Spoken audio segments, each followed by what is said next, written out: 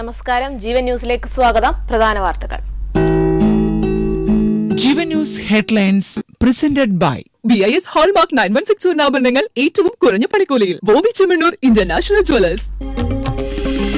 ശബരിമല വിമാനത്താവളം വിജ്ഞാപനം ഹൈക്കോടതി റദ്ദാക്കി. ഭൂമിയുടെ കാര്യത്തിൽ സർക്കാരിന് വ്യക്തതയില്ലെന്ന് നിരീക്ഷണം. പുതിയ പഠനം നടത്താൻ നിർദ്ദേശം. നിയമസഭാ തെരഞ്ഞെടുപ്പിന് നേരത്തെ കളത്തിലിറങ്ങാൻ UDF. മണ്ഡലങ്ങളെ 3 തിരിക്കും. UDF യോഗം നാളെ. സീറ്റ് വിഭജനം ചർച്ചയാകും. തീവണ്ടി യാത്രാ നിരക്കിൽ വർധനവ് പ്രഖ്യാപിച്ച് ഇന്ത്യൻ റെയിൽവേ. ലക്ഷ്യം 600 കോടി അധിക വരുമാനം. പുതിയ നിരക്ക് ഈ മാസം 26 മുതൽ പ്രാബല്യത്തിൽ.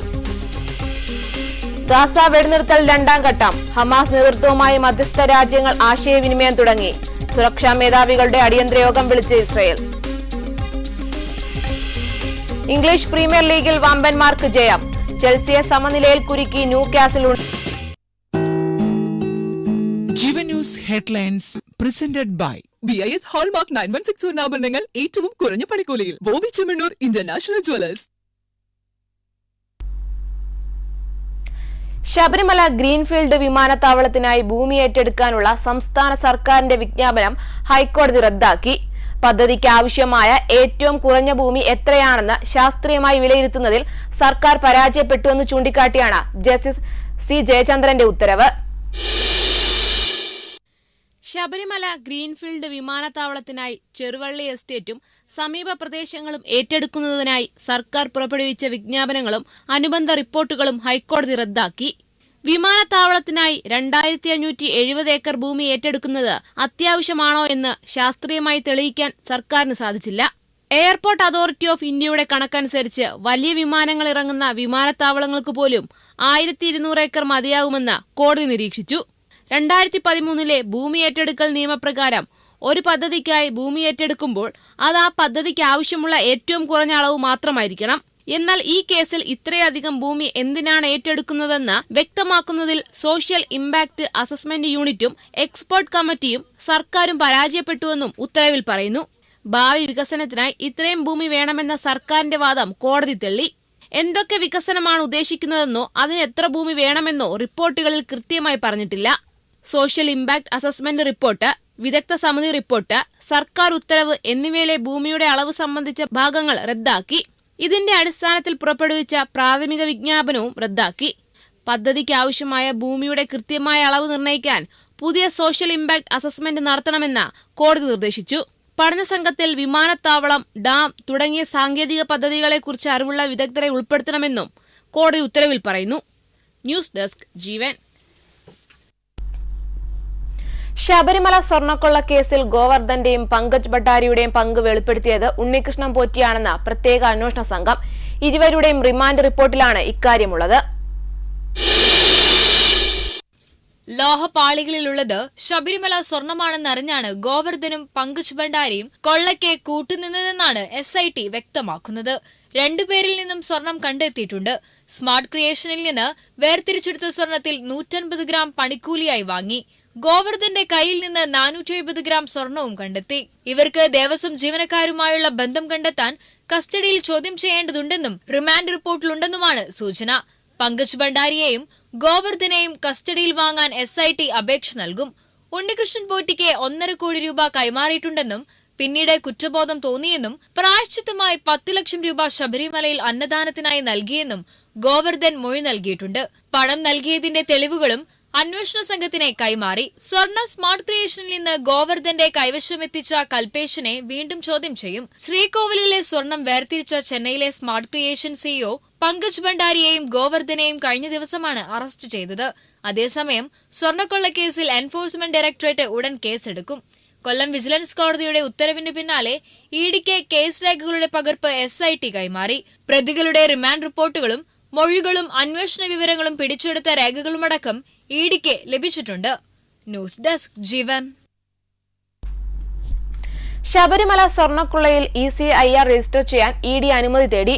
കൊച്ചി ED യുണൈറ്റഡ് ഡൽഹിയിലെ ED ഡയറക്ടറേറ്റിന് കത്തയച്ചു. തിങ്കളാഴ്ചയോടെ അനുമതി ലഭിക്കുമെന്നാണ് പ്രതീക്ഷ. അനുമതി ലഭിച്ചാൽ തിങ്കളാഴ്ചയോ ചൊവ്വാഴ്ചയോ ECIR രജിസ്റ്റർ ചെയ്യും.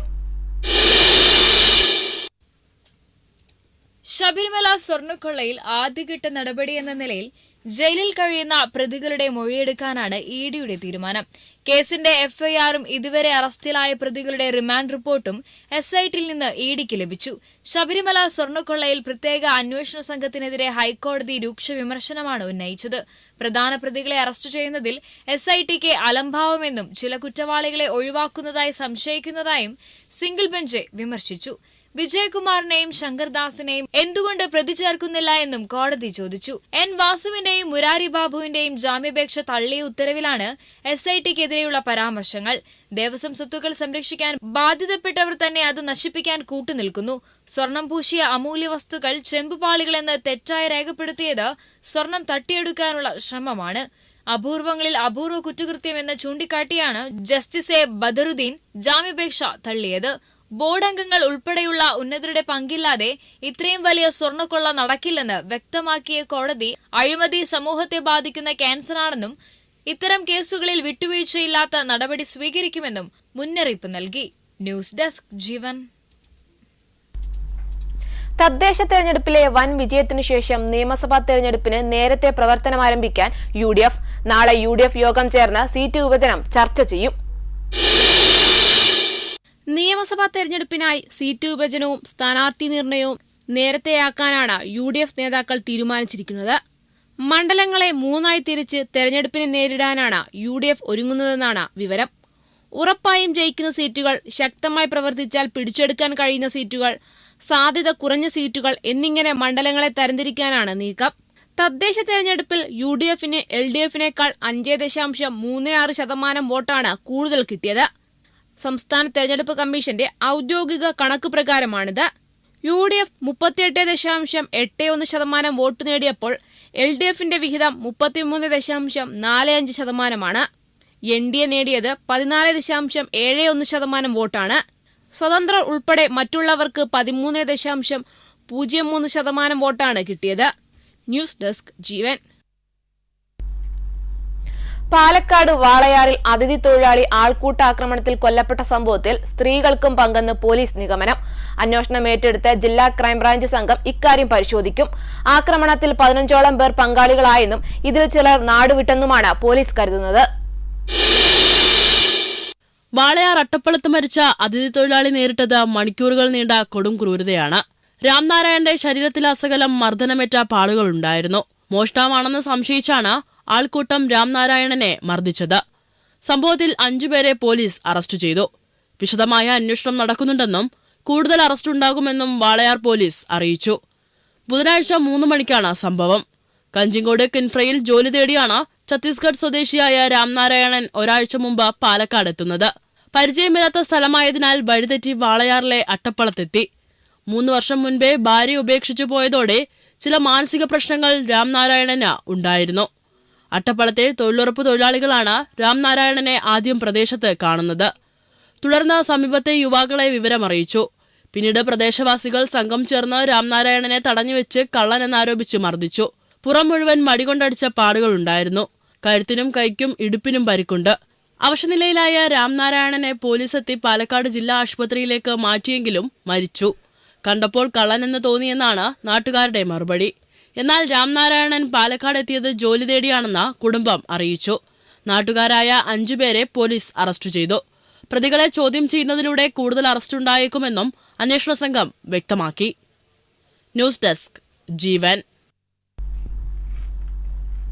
വിജിലൻസ് കേസിൽ പ്രതിയായ ജയിൽ DIG MK വിനോദ് കുമാറിനെതിരെയുള്ള നടപടി വൈകുന്നു.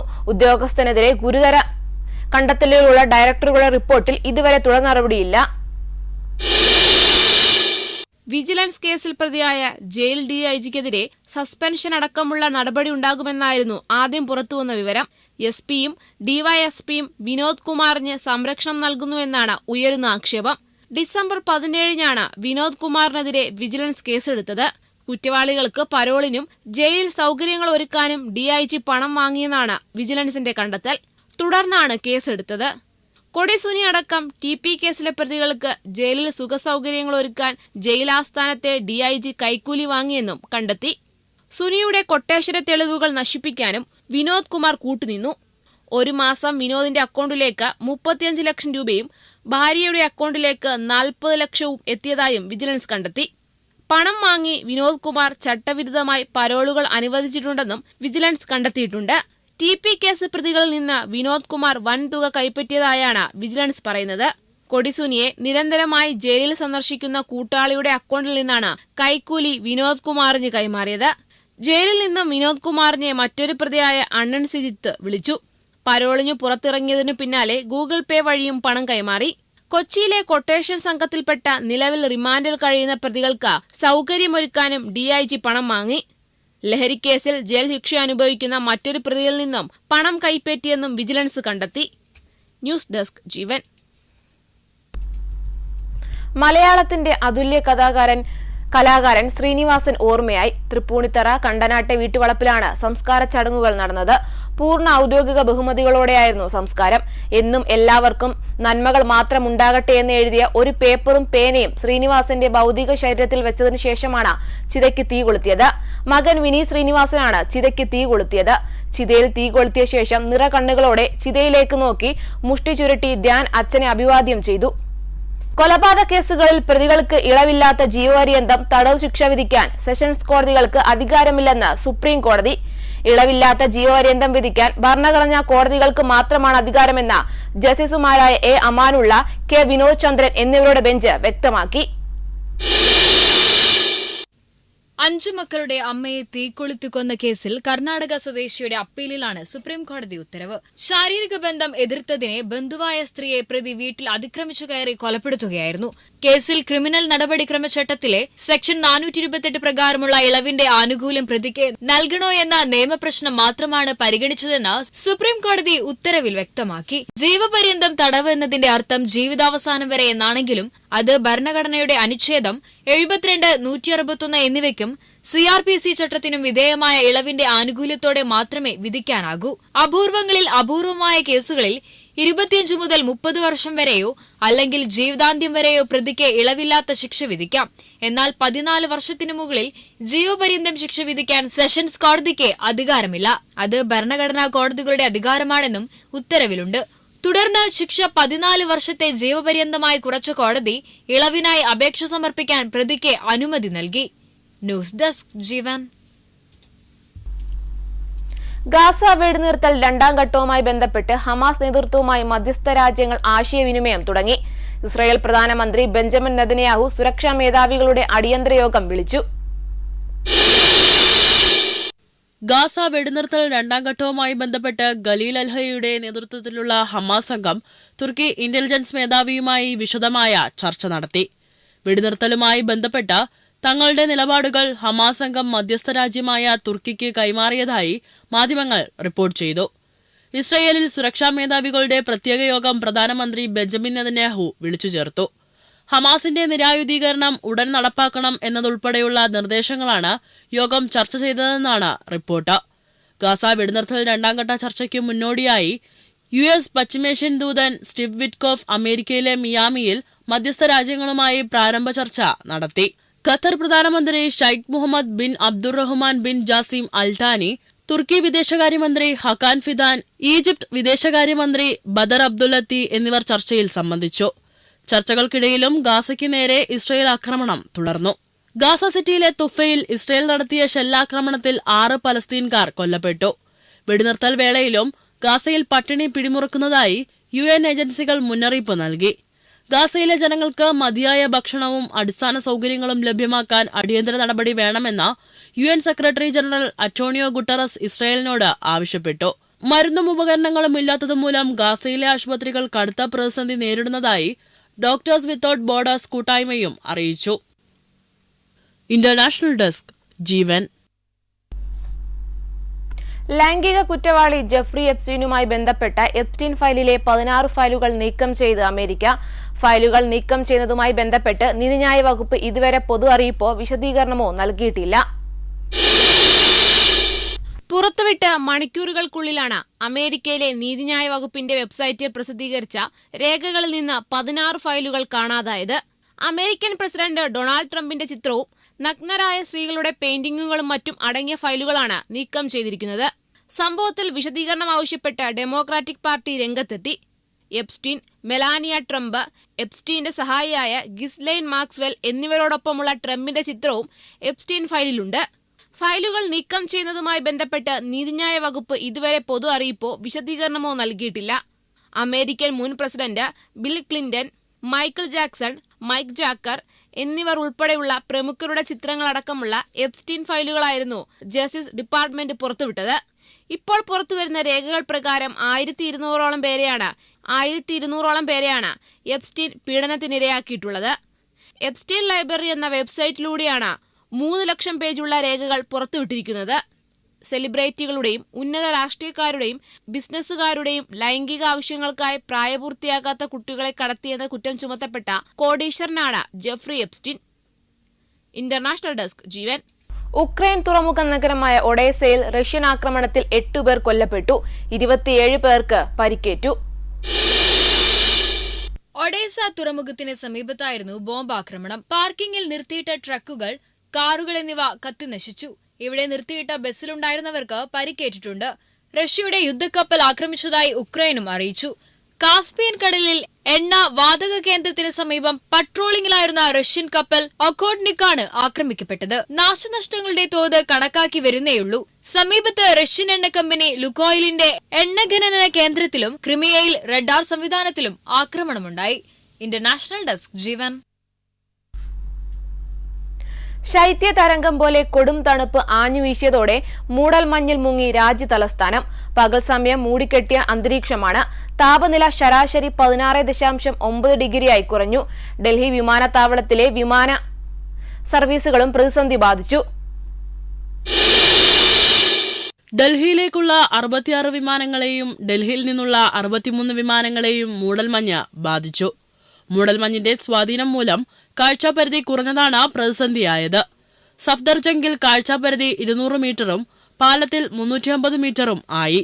ഡൽഹിയിലെ വായുവിന്റെ ഗുണനിലവാരം കൂടുതൽ മോശമായി.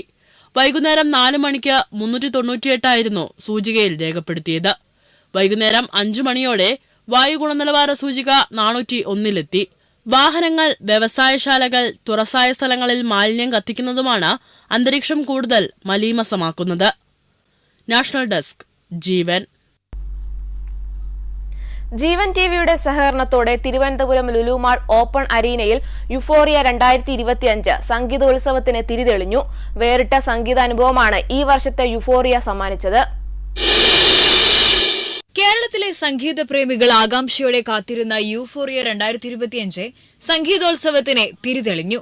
തിരുവനന്തപുരം ലുലുമാൾ ഓപ്പൺ അരീനയിലാണ് സംഗീതോത്സവം അരങ്ങേറിയത്.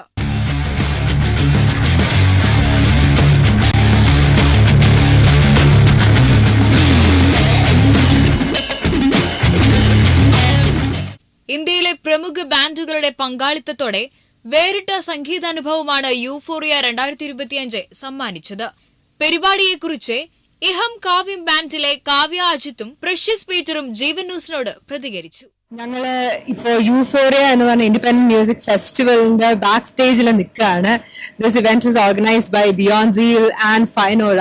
രണ്ടുപേരും കൊളാബറേറ്റ് ചെയ്ത് നടത്തുന്ന ഒരു ഇവന്റ് ആണ്. ആൻഡ് ഞങ്ങളുടെ ആക്ടിന്റെ പേര് is Iham Kavyam experience. It's a contemporary South Indian pop. ഞങ്ങളുടെ ഇത് ഫസ്റ്റ് ഒരു ഇൻഡിപെൻഡന്റ് മ്യൂസിക് ഫെസ്റ്റിവൽ എക്സ്പീരിയൻസ് ആണ്. So we are really excited and looking forward to performing for all of you. Thank you so much. ഈ ബാൻഡിൽ Hume calm പ്രൊജക്ടിന്റെ പാർട്ട്ണറാണ്. അപ്പോൾ വളരെ സന്തോഷം ഇന്നിവിടെ പെർഫോം ചെയ്യാൻ പറ്റിയത്, പ്രത്യേകിച്ച് ഒരു ഇൻഡിപെൻഡന്റ് ഫെസ്റ്റിവൽ ആയതുകൊണ്ട്. അപ്പോൾ very looking forward. Thank you. ഈ വർഷത്തെ മുഖ്യ ആകർഷണമായി എത്തിയത് അന്താരാഷ്ട്ര പ്രശസ്തി നേടിയ ഇന്ത്യൻ ഫോക്ക് മെറ്റൽ ബാൻഡ് ബ്ലഡിവുഡ് ആണ്. കൂടാതെ വൈവിധ്യങ്ങളാൽ സമ്പന്നമായ ഇന്ത്യൻ സംഗീത ലോകത്തെ പ്രതിനിധീകരിക്കുന്ന ബോളിവുഡ്, അവിയൽ, അയോഗ്യ, ജാനു, കൃഷ്ണ, ഇഹം കാവ്യം എന്നീ പ്രശസ്ത 6 ബാൻഡുകളും വേദി പങ്കിട്ടു. ന്യൂസ് ഡെസ്ക് ജീവൻ. JVK മോട്ടോർ ഷോറൂം വൈറ്റിലയിൽ പ്രവർത്തനം ആരംഭിച്ചു. മന്ത്രി P. രാജീവ് ഉദ്ഘാടനം ചെയ്തു.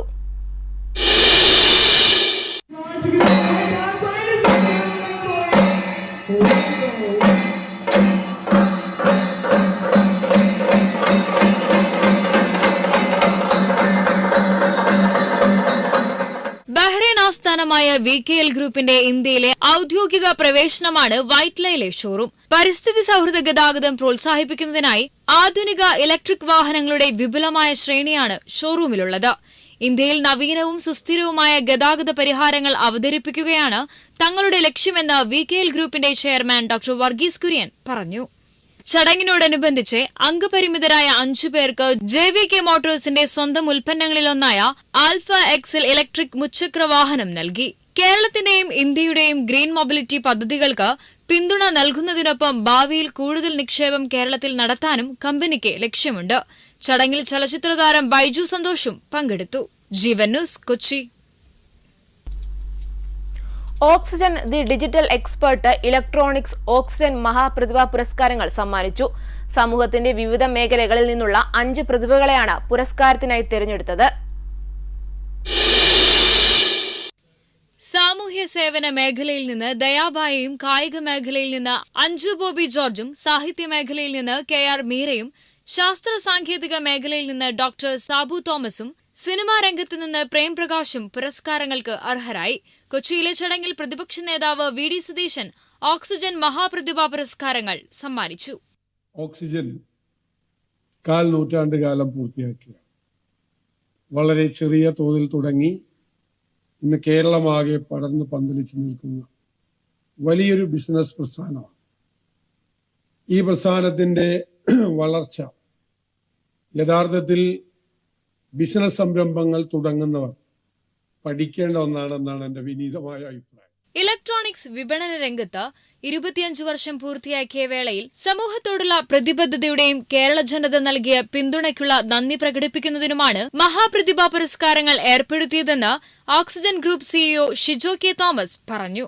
ഞങ്ങള് ഇങ്ങനൊരു അവാർഡ്, ഒരു പുരസ്കാരം നൽകാൻ തീരുമാനിച്ചോടൻ തന്നെ ഒരു ജൂറി, ബഹുമാനപ്പെട്ട CB മലയിലിന്റെ നേതൃത്വത്തിൽ ജൂറിയെ തിരഞ്ഞെടുക്കുകയും അതുപോലെ ഒരു 3 ആളുകളും വളരെ ഈ ഓരോ മേഖലയിൽ അവരുടെ എക്സ്പീരിയൻസ്ഡ് ആയിട്ടുള്ള പ്രഗത്ഭരായ ആളുകളാണ്. അവരുടെ നിർദ്ദേശപ്രകാരമാണ് ഞങ്ങൾ അവാർഡ് ജേതാക്കളെ പ്രഖ്യാപിച്ചത്. കഴിഞ്ഞ ആഴ്ചയായിട്ട് പ്രഖ്യാപിച്ചത്. അപ്പൊ ദീർഘമായി ഞാൻ സംസാരിക്കുന്നില്ല. പ്രതിപക്ഷ നേതാവ് ഈ അവാർഡ് കൊടുക്കുന്ന ചടങ്ങിലേക്ക് പെട്ടെന്ന് കടക്കാനുള്ളതുകൊണ്ട് ഞാൻ ചുരുക്കുകയാണ്. എന്റെ കടമയിലേക്ക് സംവിധായകൻ സിബി മലയിൽ, പ്രൊഫസർ മാടവന ബാലകൃഷ്ണപിള്ള, ഡോക്ടർ പോൾ മണലിൽ എന്നിവരടങ്ങിയ ജൂറിയാണ് പുരസ്കാര ജേതാക്കളെ തെരഞ്ഞെടുത്തത്. Oxygen group sales and marketing vice president Jibin K Thomas, സാമൂഹിക രാഷ്ട്രീയ ബിസിനസ് രംഗത്തെ നിരവധി പ്രമുഖരും ചടങ്ങിൽ പങ്കെടുത്തു. ജീവൻ ന്യൂസ്, കൊച്ചി. കേക്ക് നിർമ്മാണ രംഗത്തെ പ്രമുഖ ബ്രാൻഡായ Bake Mill foods premium gift box വിഭാഗത്തിൽ പുതിയ ഉൽപ്പന്നങ്ങൾ അവതരിപ്പിച്ചു. വർഷത്തിലെ 12 മാസത്തെയും പ്രതിനിധീകരിക്കുന്ന 12 കേക്കുകൾ ഉൾപ്പെടുന്ന ഒരു ഗിഫ്റ്റ് ബോക്സാണ് ഇത്തവണ ബേക്ക് മിൽ ഫുഡ്സ് ഒരുക്കിയിരിക്കുന്നത്.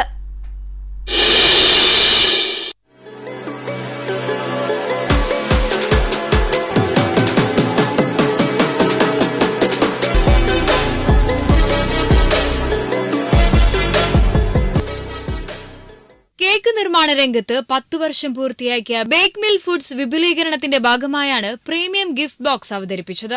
ഗുണനിലവാരത്തിലും രുചിയിലും വിട്ടുവീഴ്ചയില്ലാതെയുള്ള സമീപനമാണ് കമ്പനിയെ ഈ നേട്ടത്തിലേക്ക് എത്തിച്ചത്. യൂറോപ്യൻ, അമേരിക്കൻ വിപണികളിലടക്കം ശക്തമായ സാന്നിധ്യമാണ് ബേക്ക് മിൽ ഫുഡ്സിനുള്ളത്. ഇന്ത്യയിലെ പ്രമുഖ റീറ്റെയിൽ ചെയിനുകൾക്ക് കേക്കുകൾ നിർമ്മിച്ചു നൽകുന്ന വിശ്വസനീയ ബ്രാൻഡുകളിൽ ഒന്നാണിത്. പ്രമുഖ എയർലൈൻ കമ്പനികളിലും ബേക്ക് മില്ലിന്റെ കേക്കുകൾ ലഭ്യമാണ്. ക്രിസ്മസ് സീസണിൽ പ്രീമിയം ഉൽപ്പന്നങ്ങളിലൂടെ വിപണിയിൽ ശക്തമായ സാന്നിധ്യം ഉറപ്പിക്കാനാണ് ബേക്ക് മിൽ ലക്ഷ്യമിടുന്നത്. ജീവൻ ന്യൂസ്, കൊച്ചി.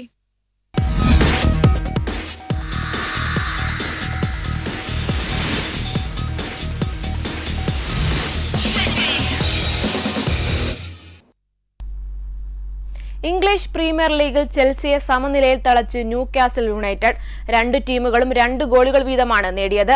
ന്യൂകാസിലിനായി നിക് വോൾട്ടാമേഡ ഇരട്ട ഗോൾ നേടി. ചെൽസിക്കായി റീസ് ജെയിംസും ജാവോ പെഡ്രോയും ന്യൂകാസിലിന്റെ വലകുലുക്കി. മത്സരം തുടങ്ങി ആദ്യ 4 മിനിറ്റിൽ തന്നെ നിക് വോൾട്ടമേഡ ചെൽസിയുടെ വലകുലുക്കി. രണ്ടാം പകുതിയിലാണ് ചെൽസിയുടെ മുന്നേറ്റങ്ങൾ കൂടുതലായി കാണാൻ സാധിച്ചത്. 49-ാം മിനിറ്റിൽ റീസ് ജെയിംസ് ന്യൂകാസിലിന്റെ വലകുലുക്കി ചെൽസിക്ക് പ്രതീക്ഷ നൽകി. പിന്നീട് 66-ാം മിനിറ്റിൽ ജാവോ പെഡ്രോ കൂടി ഗോൾ നേടിയതോടെ ചെൽസി സമനില പിടിച്ചു. പ്രധാന വാർത്തകൾ വീണ്ടും. Jeevan news headlines presented by BIS hallmark 916 സ്വർണ്ണാഭരണങ്ങൾ ഏറ്റവും കുറഞ്ഞ പണിക്കൂലിയിൽ ബോബി ചെമ്മണ്ണൂർ ഇന്റർനാഷണൽ ജ്വല്ലേഴ്സ്. ശബരിമല വിമാനത്താവള വിജ്ഞാപനം ഹൈക്കോടതി റദ്ദാക്കി. ഭൂമിയുടെ കാര്യത്തിൽ സർക്കാരിന് വ്യക്തതയില്ലെന്ന് നിരീക്ഷണം. പുതിയ പഠനം നടത്താൻ നിർദ്ദേശം. നിയമസഭാ തെരഞ്ഞെടുപ്പിന് നേരത്തെ കളത്തിലിറങ്ങാൻ UDF. മണ്ഡലങ്ങളെ 3ആയി തിരിക്കും. UDF യോഗം നാളെ. സീറ്റ് വിഭജനം ചർച്ചയാകും. തീവണ്ടി യാത്രാ നിരക്കിൽ വർധനവ് പ്രഖ്യാപിച്ച് ഇന്ത്യൻ റെയിൽവേ. ലക്ഷ്യം 600 കോടി അധിക വരുമാനം. പുതിയ നിരക്ക് ഈ മാസം 26 മുതൽ പ്രാബല്യത്തിൽ. ഗാസ വെടിനിർത്തൽ 2ാം ഘട്ടം. ഹമാസ് നേതൃത്വവുമായി മധ്യസ്ഥ രാജ്യങ്ങൾ ആശയവിനിമയം തുടങ്ങി. സുരക്ഷാ മേധാവികളുടെ അടിയന്തര യോഗം വിളിച്ച് ഇസ്രയേൽ. ഇംഗ്ലീഷ് പ്രീമിയർ ലീഗിൽ വൻപന്മാർക്ക് ജയം. ചെൽസിയെ സമനിലയിൽ കുരുക്കി Newcastle United. Jeevan news headlines presented by BIS hallmark 916 സ്വർണ്ണാഭരണങ്ങൾ ഏറ്റവും കുറഞ്ഞ പണിക്കൂലിയിൽ ബോബി ചെമ്മണ്ണൂർ ഇന്റർനാഷണൽ ജ്വല്ലേഴ്സ്. ഈ വാർത്താ ബുള്ളറ്റിൻ പൂർണ്ണമാകുന്നു. നമസ്കാരം.